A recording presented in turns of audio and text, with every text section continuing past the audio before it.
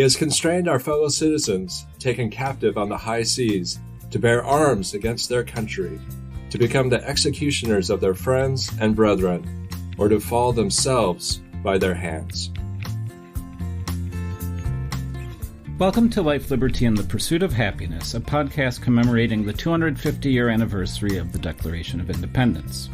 The show is sponsored by the American Centrum in Hamburg, Germany, and I'm your host, Andrew Sola.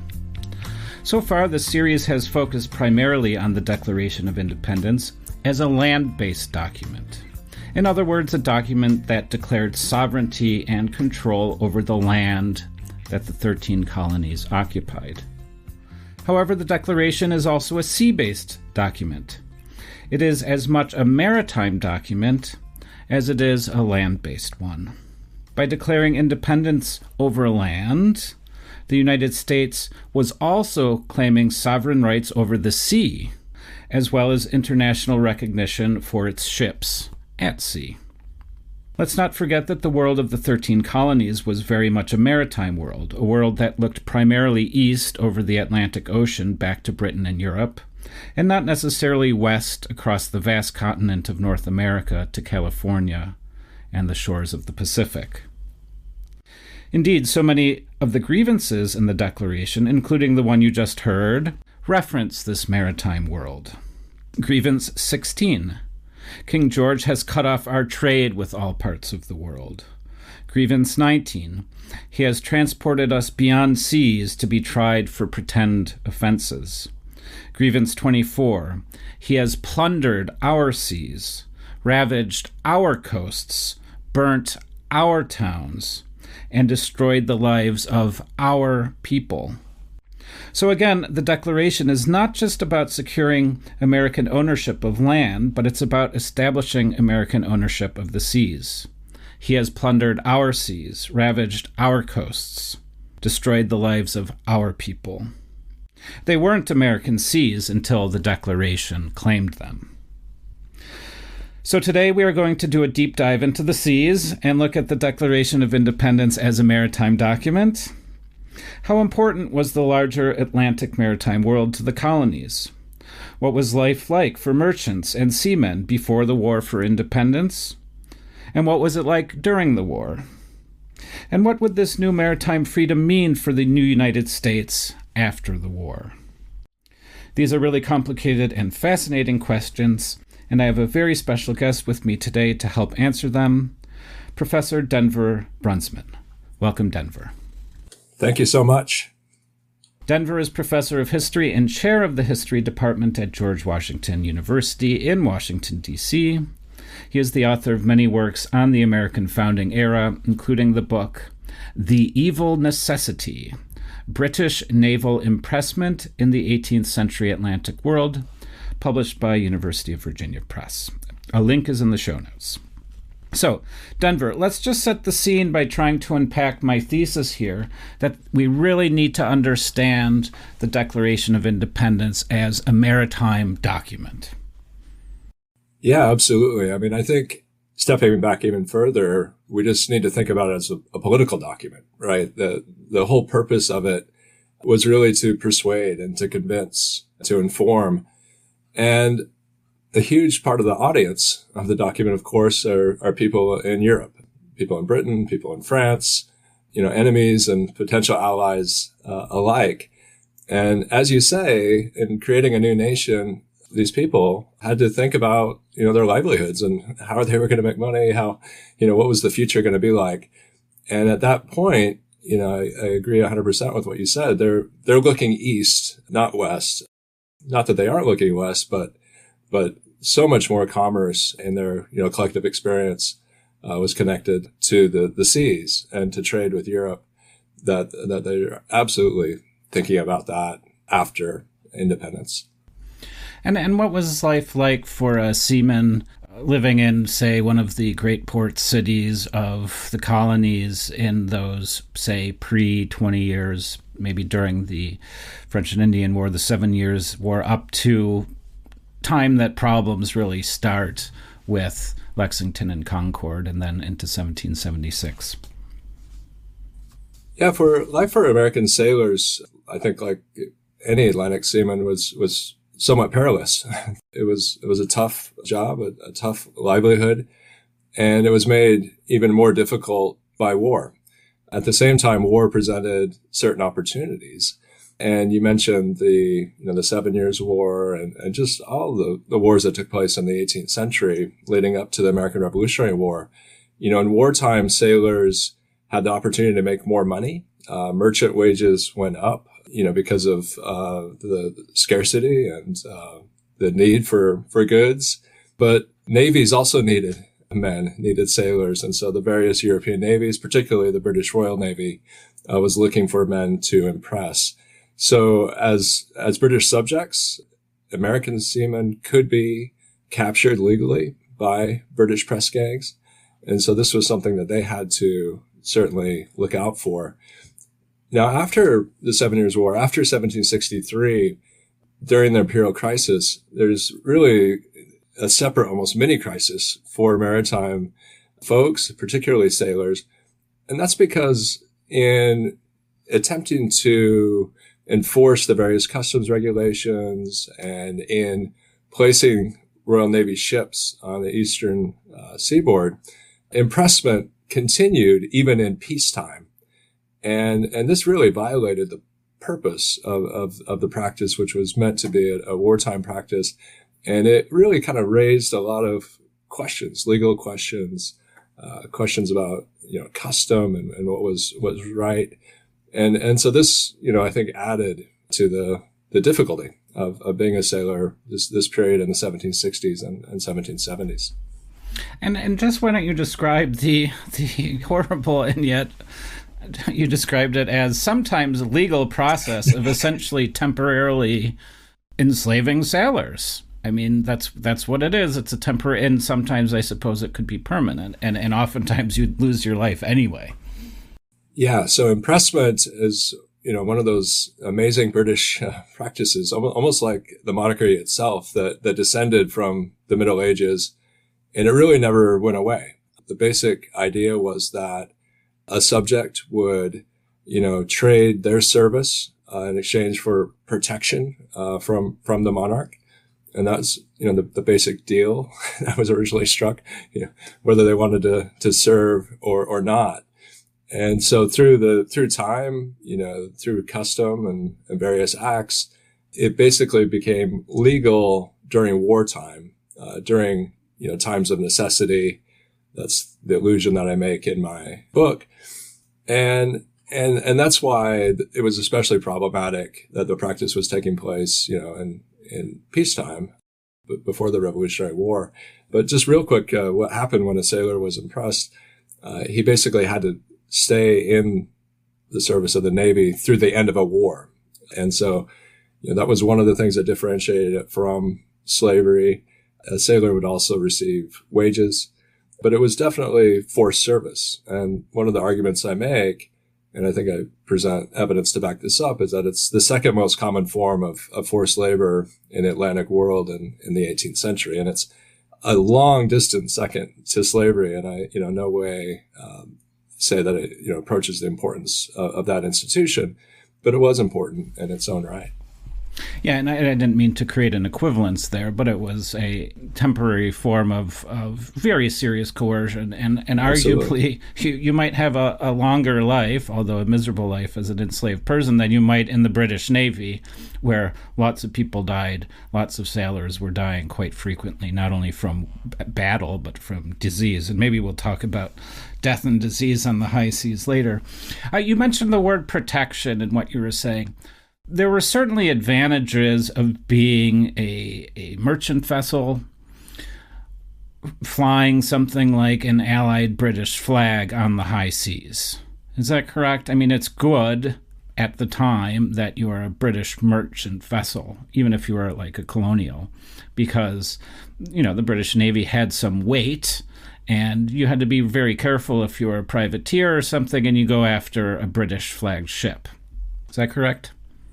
Yeah, absolutely. So the British Navy is the strongest fighting force really in the Western world at this time.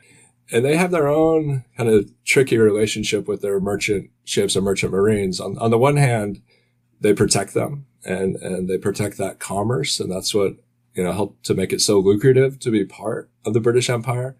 On the other hand, during times of war, they do become targets for impressment to capture sailors.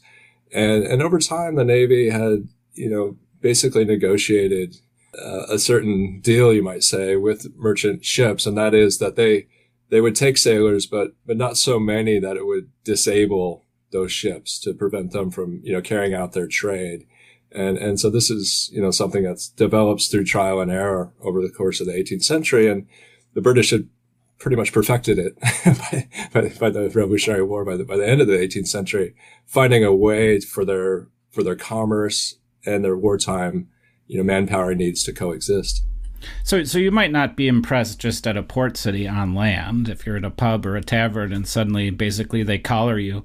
But if you're sailing on the high seas, a British warship could just stop you and be like, hey, we're taking 10 sailors. Is that correct?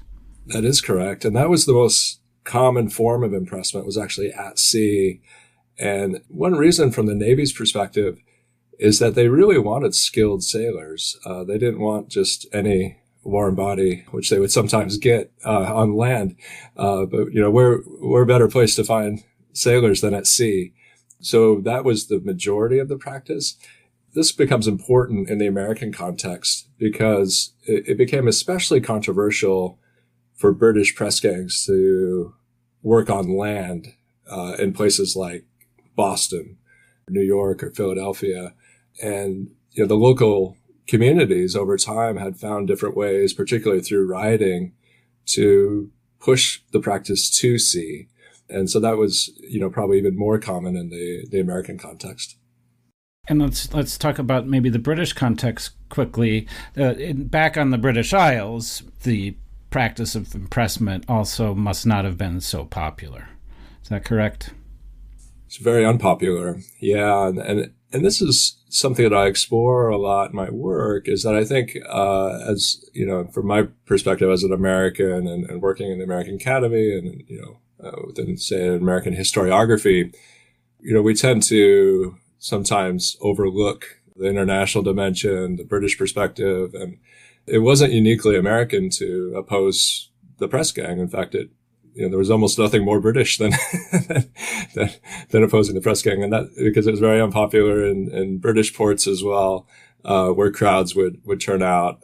And so it is this practice that, in a weird kind of way, does link the Atlantic world, at least the Anglo-American world. So also in the British Isles, impressment could only happen technically during war. That's correct.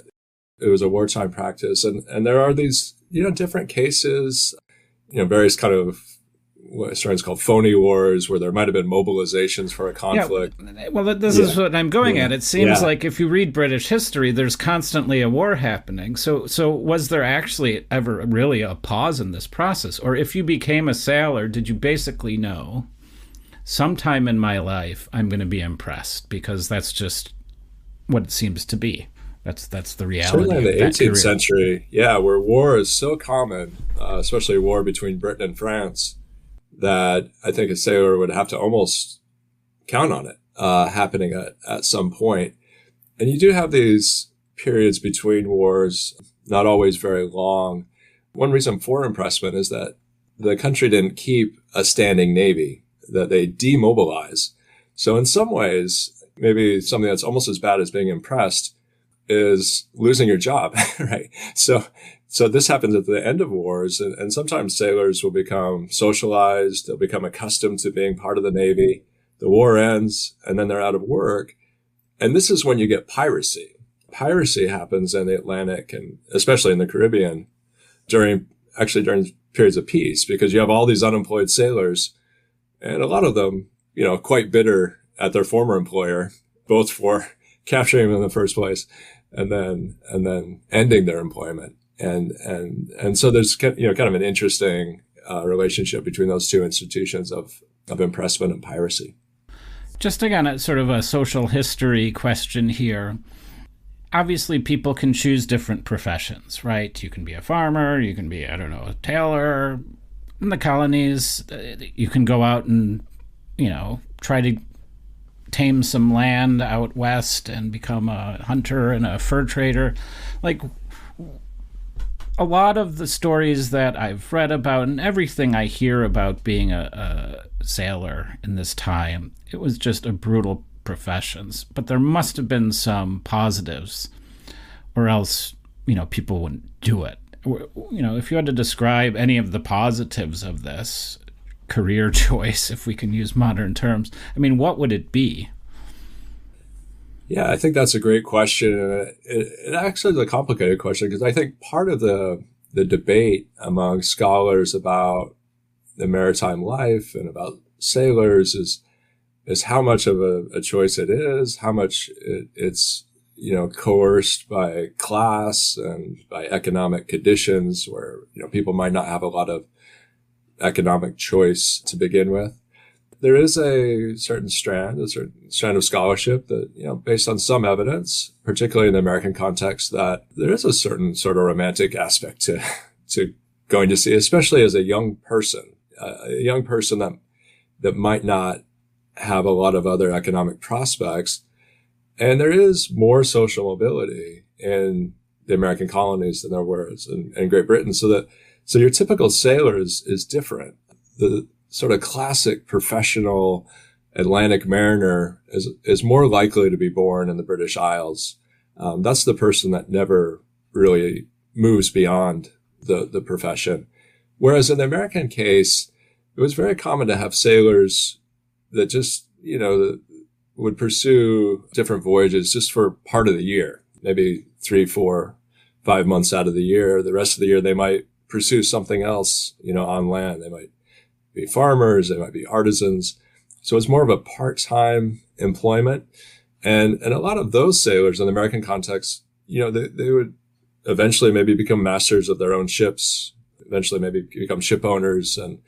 And so there was that possibility. So I think that's part of the draw. And I'll just mention one other quick one during wartime, and that is privateering, which is basically legalized or state-sanctioned piracy, where different ships could capture enemy ships, and they would be able to divide the proceeds. And even though the officers of a ship would get a disproportionate amount, someone could make a fair amount of money just as a common sailor. Adam Smith, the Wealth of Nations, Adam Smith, described privateering as the lottery of the sea. So if you didn't have a lot of other options, you buy the lottery ticket, go to sea, and find out what happens. Sort of one of the common threads that I've heard from all historians of whatever stripe is just one concept of labor shortage. The project of empire and the project of colonizing requires labor. And there's constantly this labor shortage everywhere in the colonies, just by necessity. How can you master new continents and islands and whatever without all this labor, which takes us then obviously into slavery and this and that. But you also just need, people to do all sorts of things. And that's kind of why I asked the question about why choose, if you had the choice, choose being a merchant when your labor was so valuable in so many different ways. So there must have been a reason that if you had a choice, you would actually choose seafaring. It must have paid better than, or been slightly better than whatever other profession you could do in Pennsylvania or Virginia or Massachusetts, Yeah, and I think that's right. That the money was good enough. We can kind of put it in these terms, that the British Navy didn't have to force non-sailors into service. That the term that they used for them was landsmen. They actually had to turn away some of these people from joining because the amount of money, as you say, that they could make was more than any other unskilled labor on land. So, and that kind of gets to the myth of the press gang that I think in the popular conception, they would, capture anyone they could, but they didn't really need to capture people that didn't know how to sail, because, they could have as many of those people as they wanted. On any given ship, they could only have about a third of the crew who didn't know anything, didn't know how to sail. There's enough just labor, menial labor to go around, that they could make use of those people. And in the meantime, they would train up, they would learn the ropes, a nautical phrase. But the other 2/3 would need to, there would need to be people with some seafaring experience. So I would imagine it would be particularly dangerous to be a fisherman on the coast during wartime, because here now you're a fisherman, you have skills on the sea, you know the ropes, literally. So I'm guessing being a fisherman would be highly problematic if you wanted to avoid being impressed, yeah? It would be. The institution is extremely complex, and in those hundreds of years that I mentioned where, the legality of it's being formulated, part of that is what was called protections.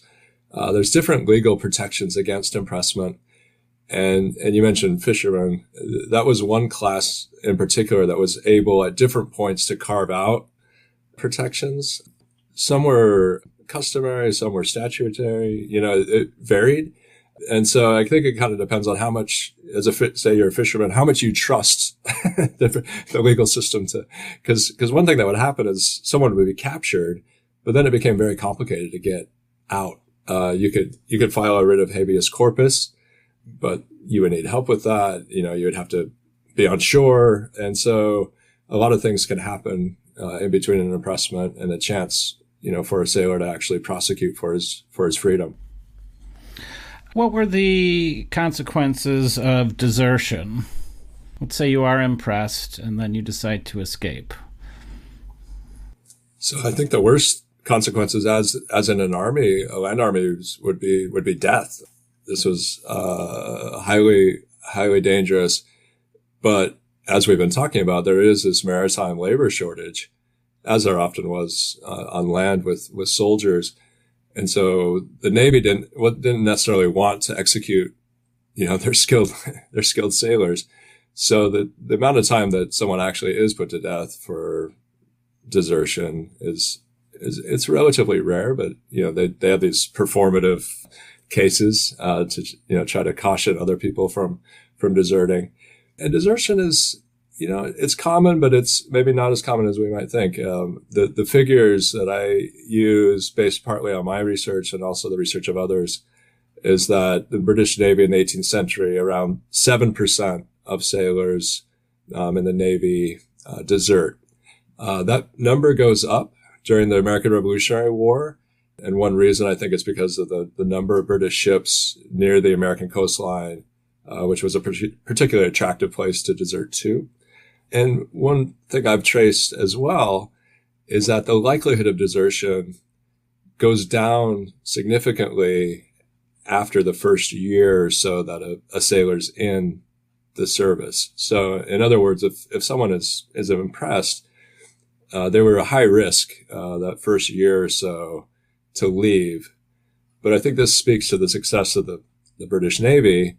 They were able to integrate these men into the service well enough that they felt some camaraderie, some community.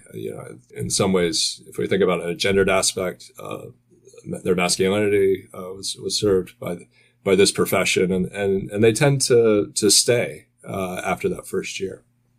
You just mentioned a gendered aspect of this, but also is thinking about desertion and the choice not to, say, execute a highly skilled sailor who deserted because he's much more useful being impressed again, as it were.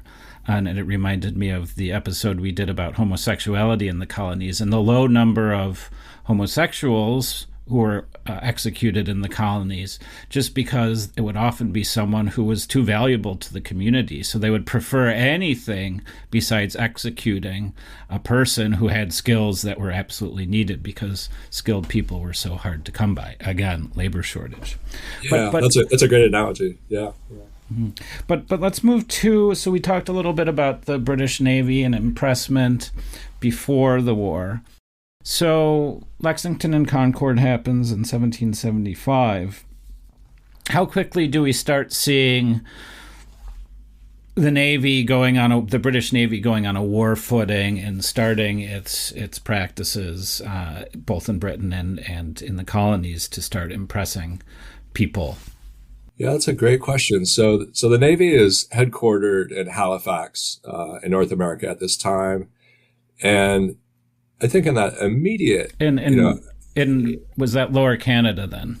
Yes, Lower yeah. Canada. And that immediate sort of like outbreak of war, I think the most dangerous thing was to be Canadian at the time, to be a subject around that area. And there are a lot of British Canadian sailors that are impressed during the full conflict. Just as the army, the British Army, is caught a little flat-footed, and they're definitely not at full strength at the outbreak of war. The Navy was the same, and it picks up significantly with Parliament's passage of the Prohibitory Act in December of 1775. And I think this is one of the most underrated pieces of legislation in the imperial crisis. And I think it's overlooked because it comes after the war has already started. But it's in many ways the closest thing the British have to a declaration of war against their own colonies. So what did it say? Yeah. So the Prohibitory Act basically makes enemies of colonial ships that just like if the British were fighting the French, they could be captured, they can be taken. But in an important difference than an enemy like the French, the men on board could be impressed, because Britain doesn't recognize America or the new United States as a nation until the end of the war. So sailors were caught in this strange limbo where they were fighting the British, but the British saw them as their own, as subjects. And as subjects, they could be impressed. And so this is, what Americans had to deal with. And this is where you get the 26th grievance to the Declaration that I, read at the top of the program. And it's not the only time that you see this mentioned, but all the local declarations, the community declarations that are made before the actual Declaration of Independence, there's close to 90 of these that have been identified between April and July of 1776. And the most common complaint in all these local declarations is war. The ways in which the king had made war on the American colonists. And we see that in the Declaration itself, where the last 5 grievances, including the 26th, leading up to the 27th grievance, all have to do with war. And, this is really critical, because I think this is the most important cause of declaration. I don't think it's not like the American Civil War where we can say just one thing causes independence, that, slavery was it.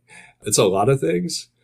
But if it just in the immediate sense, in terms of the timing of the American Declaration, the war is very much on their mind. And I think that this Prohibitory Act had really accelerated that type of thinking. Yeah, just so if you can unpack that legal regime a little bit more for me. So if you're a French or Spanish soldier and you are captured on the high seas, what happens to you? So yeah, if you're a French sailor, soldier, you become a prisoner of war. And the British are going to imprison Americans, but they're never going to treat them fully as foreign nationals, foreign prisoners of war. So, and as a foreign prison of war, you would not be impressed. You would get some sort of different and potentially better treatment. Yeah, great. No, this is a really, really critical point. The British didn't want foreigners in their, say, Navy or Army. And so they don't even actually think about it. They don't even ponder this. But when they capture the Americans, who they still see as subjects, who are, basically committing treason, they can get a pardon from the king and serve, in the Navy or the Army.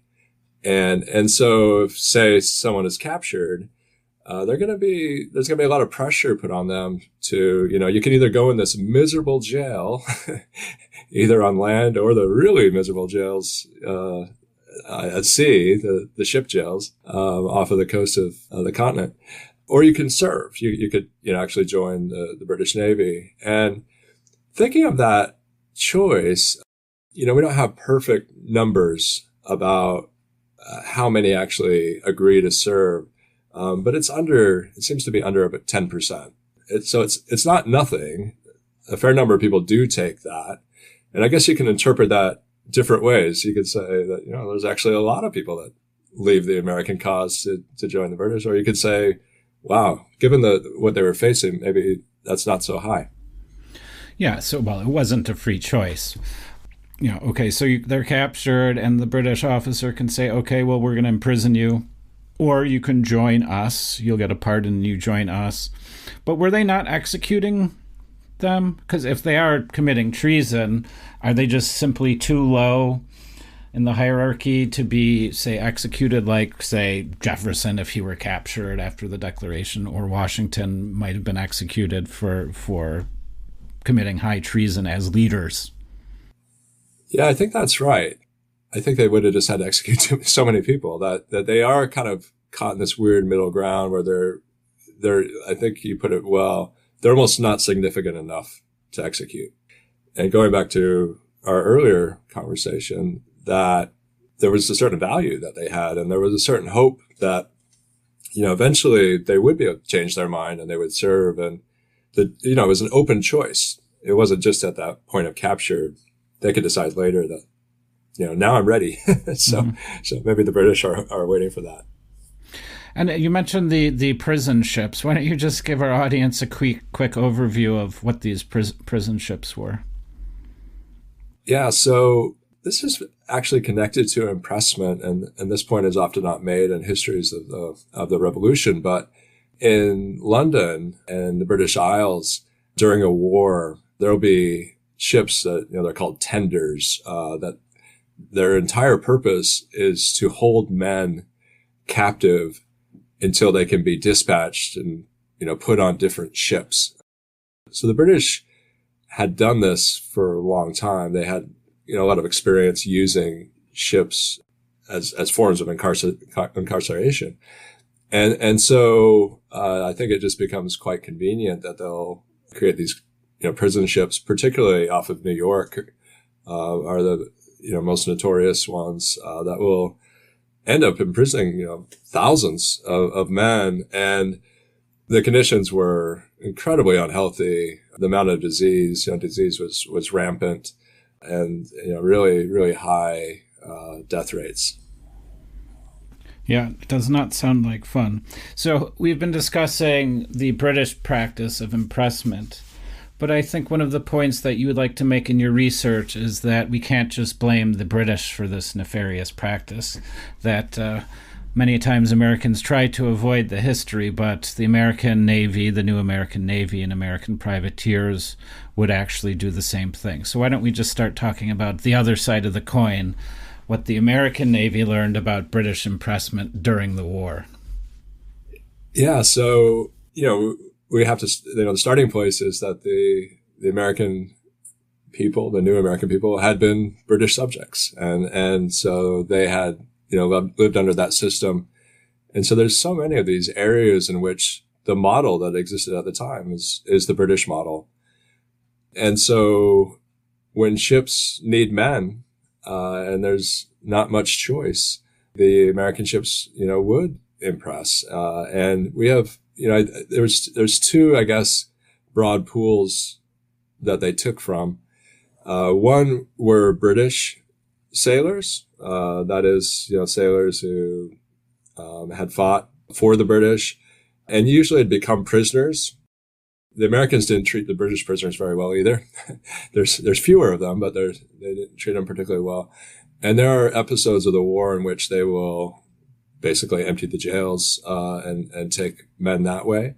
And then there's, taking American citizens. And this is really unpopular. It doesn't happen a lot. And it's usually rogue ship captains who, again, had been brought up in the British tradition. This is what they knew.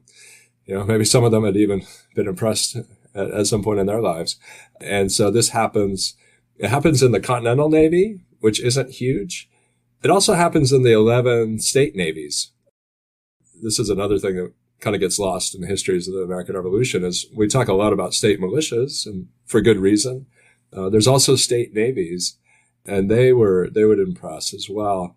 But yeah, again, you can see I'm very animated about this one, because I think it is kind of, underappreciated and really interesting.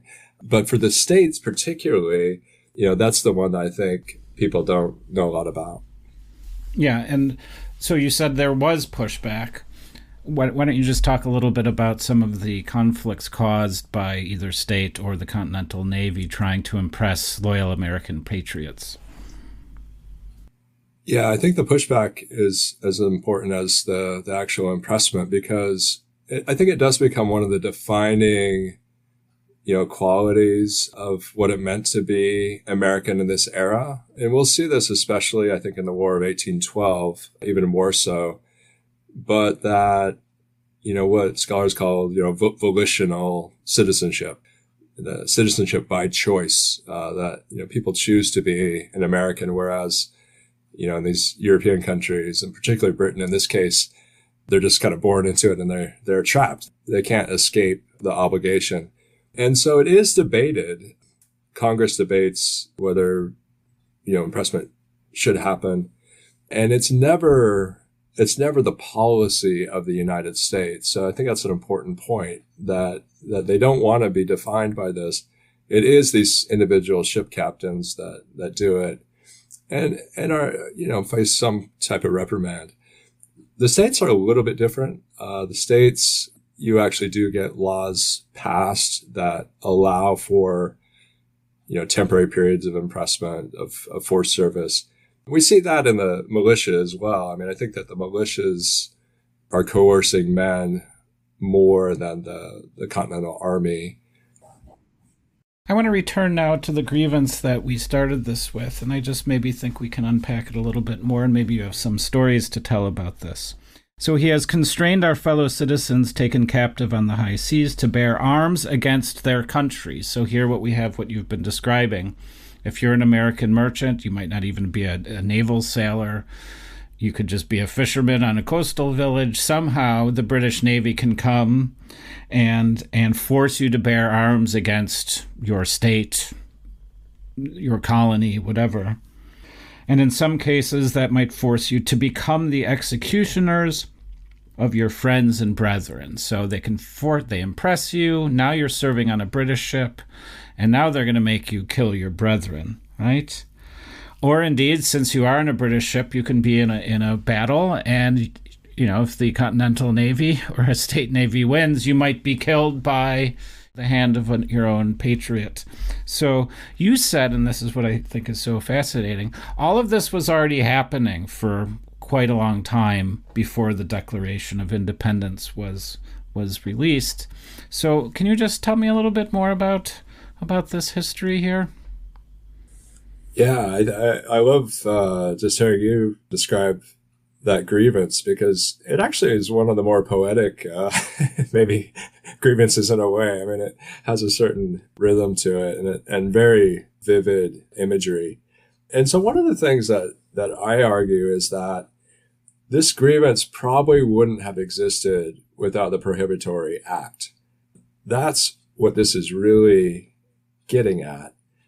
And one reason that's, I think, interesting is that impressment had been taking place in the colonies by this point for, more than 100 years. And so there was this long history with the practice, and it was never popular. But in some ways, in the bigger picture, impressment was what we might think of as a legacy grievance. It was something they didn't like, in the first place about being British. And then the question becomes, how is that politicized, or is it? How does that factor into the decision for independence? And counterfactuals are difficult, hypotheticals are difficult, but I think without the Prohibitory Act, I think they might have just left it out. And the reason is not because they liked it or anything, but I just think it was just so ingrained. It was so part of their lives. There's so many other things about being British that they don't necessarily list as grievances. Yeah, but I mean, one of the fascinating thing about the 27 grievances is how many there are. And you get the sense that Jefferson, if he wanted to, could have maybe done some light editing or added some more. But it's still just a huge list, and it makes its point. And I guess we'll never know why 27 was the magic number. And of course, the famous one that was left out could have been in there too, the one savaging the institution of slavery. Which brings me to my next point. How do we understand everything you've been discussing in African American history? I'm really glad you asked that question, because I think that the African American, just African experience on the seas is so fascinating and so important. And it takes on really, really interesting dimensions with impressment. So I think, first of all, I think in this era, this early modern era, defined broadly, for people of African descent, the sea has two big, broad, meanings. And one is of captivity, enslavement in terms of the Middle Passage. And the other is liberation, that a lot of people, enslaved people, find freedom, find escape through the sea, and also employment, that they're, going back to the need for sailors.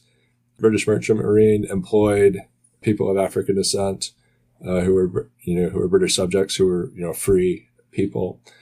That doesn't mean that individual officers didn't have slaves that they carried to sea, because that also happened. But if we kind of fast forward to the Revolutionary era and the moment that we're talking about, people who were enslaved in the American colonies can actually escape by running to the British Navy. And so, I think it's important, and I think a lot of scholars have teased this out, to think about free and unfree labor along some type of spectrum where, enslavement is on one end, and then whatever we want to call entirely free labor is on the other. And impressment is somewhere in the middle towards the enslavement end of the spectrum. But I think it tells us that if enslaved people want to be impressed, that impressment isn't as bad as enslavement. And so it's just kind of an interesting way to think about social history and looking at the choices that people make in order to understand different institutions. Yeah, and the story you mentioned reminds me of the story of Crispus Attucks, who freed himself in Massachusetts from enslavement and then joined a merchant vessel in Boston and lived basically a happy, normal life as a seafarer until, of course, he was killed in the Boston Massacre. And that kind of encapsulates a huge part of this history.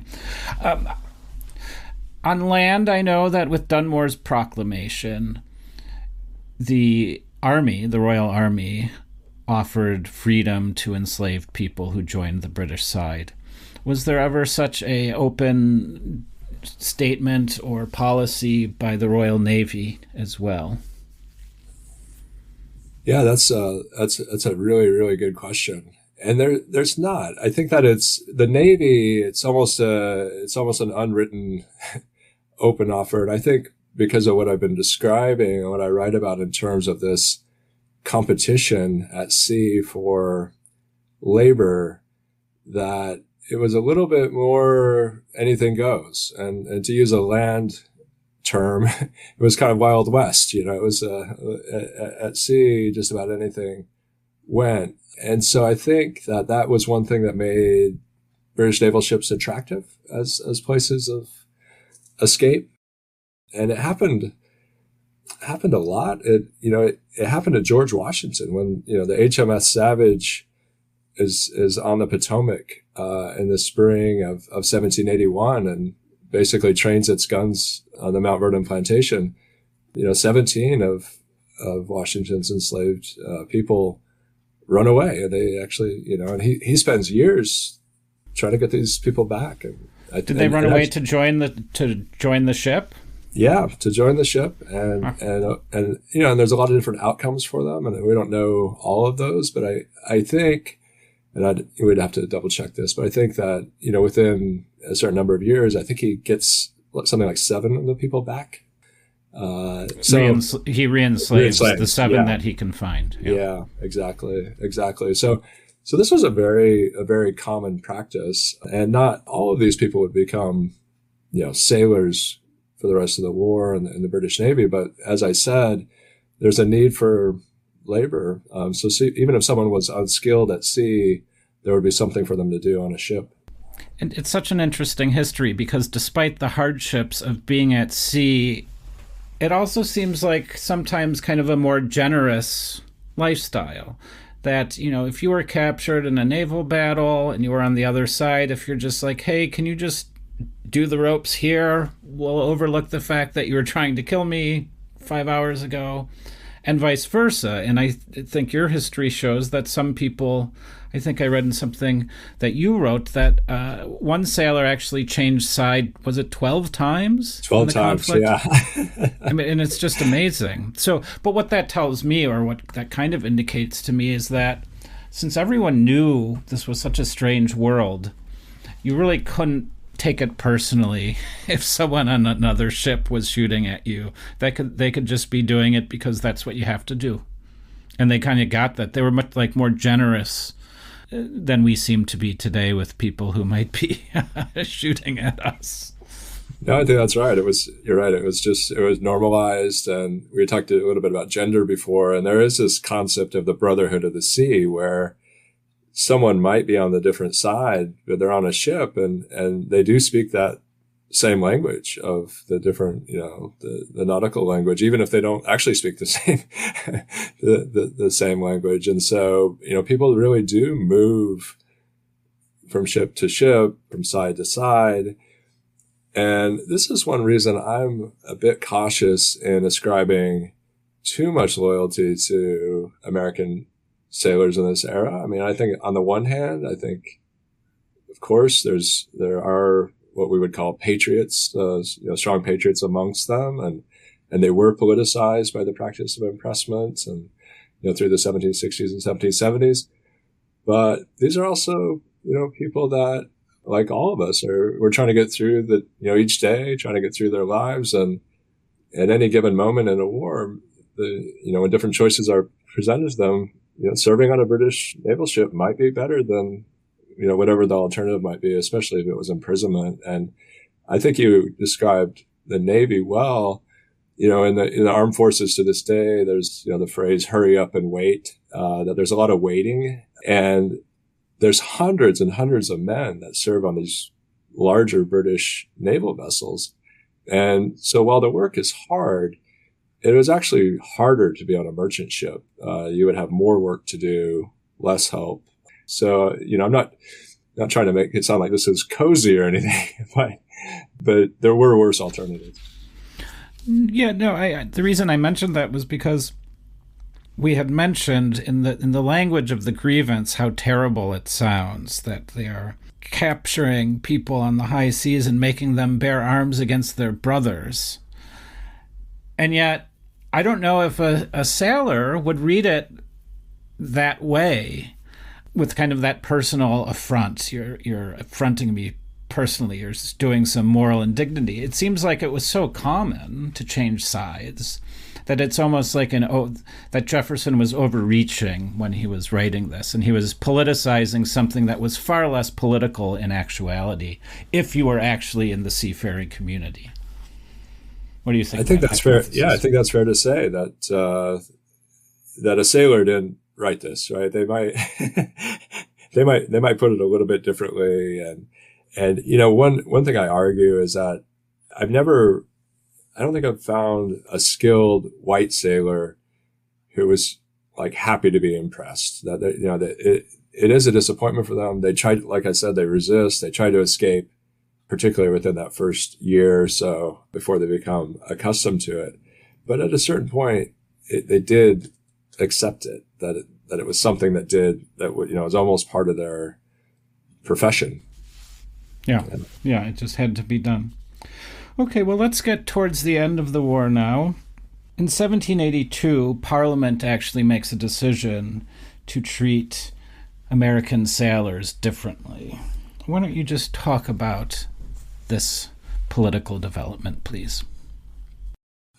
Yeah, so coinciding with Parliament's decision to basically end the war against America, while they continue to fight France, the sailors end up in a different legal category. And the way that we've been talking about it up to 1782 is that they were still seen basically as British subjects who had gone wrong, were, if not full outright treason, were in violation of, in their behavior.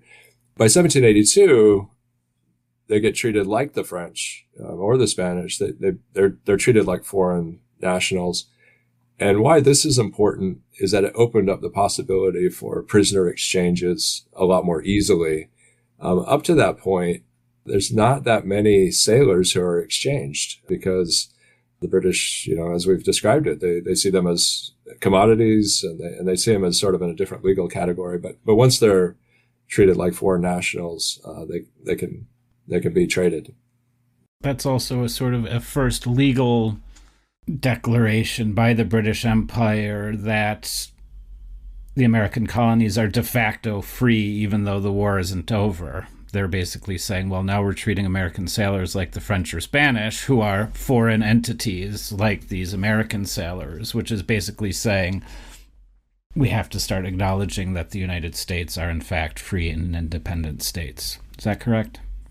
That is correct. And it is an early sign. And so it's kind of fun if you think about it that way. And there's the famous story, and it's true that George III, pens the abdication message, after Parliament decides to end the war against the American colonies, because he feels like such a failure that he's lost these colonies. And can you just tell that story, which hasn't been told yet? Yeah. So I was one of the faculty contributors to a really wonderful exhibition that's at the Library of Congress right now called the Two Georges, and we're recording this during the U.S. government shutdown, so you can't go there right now, but hopefully that will end at some point.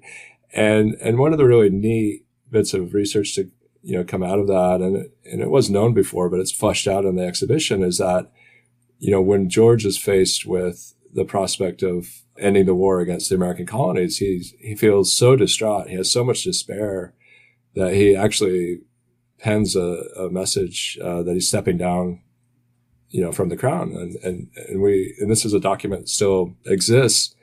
And then he does what we teach all young people to do these days, and I guess even old people, and that is, leave things in the draft box when you're don't hit send. Don't hit send. Just wait.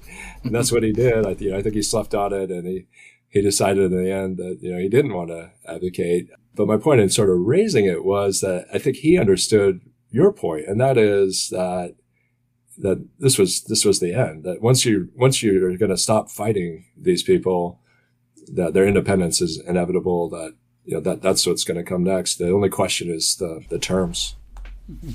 And so maybe just a penultimate question here. What did being independent in that sense, when the United States declared independence, now France has acknowledged it, the British soon acknowledge it in the Treaty of Paris, what does it mean for sort of the maritime world that there's this new naval power? And did the founders fully prepare for that, or were they just kind of doing ad hoc stuff? I guess we need flags and we need to figure out our laws of the sea, all this stuff. So following independence, there's a lot of opportunity for merchants and sailors, but also, it was definitely an unknown world for them. They had been within this protected economic system within the British Empire. We have to keep in mind that that's the very last thing that the American revolutionaries would accept from the British, is that they would, the last thing that they would consent to was the Navigation Acts. So they saw some benefit of being part of that economic system. And so they're really kind of, forging out on their own. And a lot of the British markets were closed or somewhat closed in the Caribbean and other places. And so we see increased trade to the Far East, to China. And there was a lot of, I think, a lot of pride in being an American sailor in that era. And part of it was because of impressment. They saw themselves as protected from that system. And so, first of all, everybody's happy when peace comes because nobody's getting impressed at that point. But then, within a pretty short period of time, the French Revolutionary Wars are going to begin. And at that point, every British sailor would love to be an American citizen. They would love to be on an American ship. And that's what prompts the whole events that lead up to the War of 1812. So many British sailors deserting to American ships. And that is a fully other story, so we're going to leave it there. That's going to be another podcast. Yes, sir. Final question I ask all my guests. 250 years after the Declaration of Independence, what are your main takeaways? Yeah, the big question at the end. Yeah, I mean, there's so many things. I think for our own society right now, and we're in recognizing this, I think my greatest hope is that the American public will appreciate some of the complexity that we've been talking about. And I realize that they're not going to grasp or even want to grasp all of it, but that this wasn't a simple good versus bad situation, that there's a lot of nuance.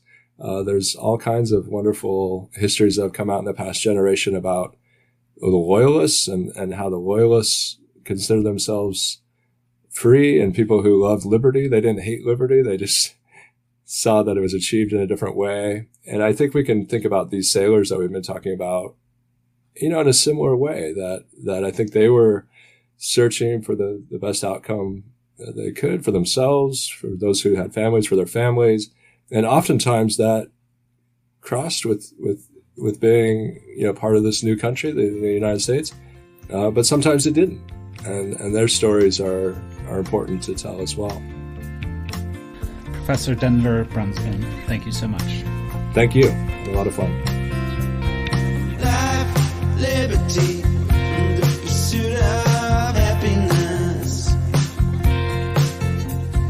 Life, liberty, and the pursuit of happiness. Life, liberty, and the pursuit of happiness. Life, liberty, and the pursuit of happiness.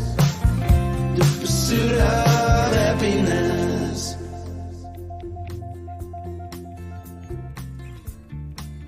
If you enjoyed this podcast and would like to support German-American friendship, why don't you visit us at our website, americatcentrum.de, where you can become a member and donate.